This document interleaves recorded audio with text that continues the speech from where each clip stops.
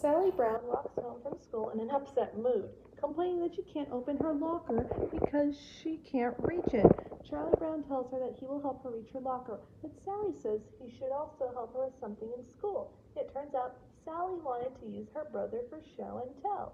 After that, Charlie Brown sees a poster that says Student Body President Election. Linus thinks it would be a good job for Charlie Brown, but Lucy said she just took a poll and confirms that the students would not like Charlie Brown as president. She says that they need a new candidate, and Sally suggests Linus as a better one. Lucy then surveys many children in the school and asks whether or not they would vote for Linus. She finds one child who says wouldn't vote for Linus. Lucy tries to convince him, but he refuses to change his mind. It is then revealed that the boy is a student named Russell Anderson, opposing Linus, so Linus is up as a candidate. Lucy asks Charlie Brown to help her get organized. Charlie Brown asks Snoopy, who then asks Woodstock to help him assist Lucy. As Lucy asks Linus if he is for or against certain things, he says he is for fountains, wants longer recesses, is against homework, and is for sick pay. Snoopy and Woodstock picks up signs, at which point Snoopy accidentally hits Woodstock on the head with a hammer and paints them.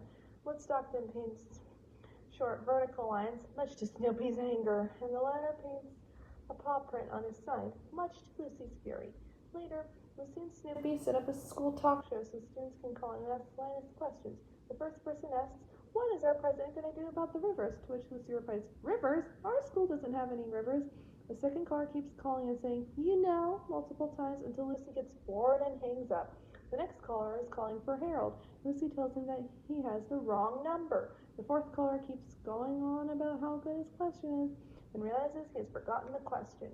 Later that day, at the final election, Lucy mentions that Linus is ahead in the polls and he'll probably win, unless he does something wrong. Russell goes up to speak first. He says he would like to be president, then walks off. Lucy then whispers to a girl, "Now we're really in.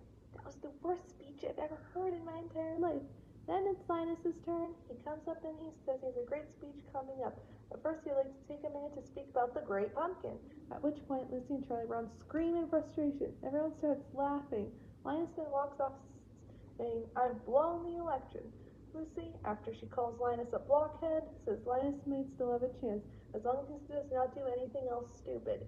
He is tied with Russell. Linus wins the election by one vote 84 to 83, the deciding vote cast by Russell, who has decided that Linus, in fact, better for the job. Following his victory, Linus goes to the principal with the intention of keeping his campaign promises and laying down the law, only to be taken aback at the realization that he's still strictly subordinate to the faculty, and in fact, like most students, government positions, has no real power. Regardless, Sally has a fit and accuses him of selling out like all other politicians. She then kicks the bottom of her locker and walks away, not realizing she has finally opened it.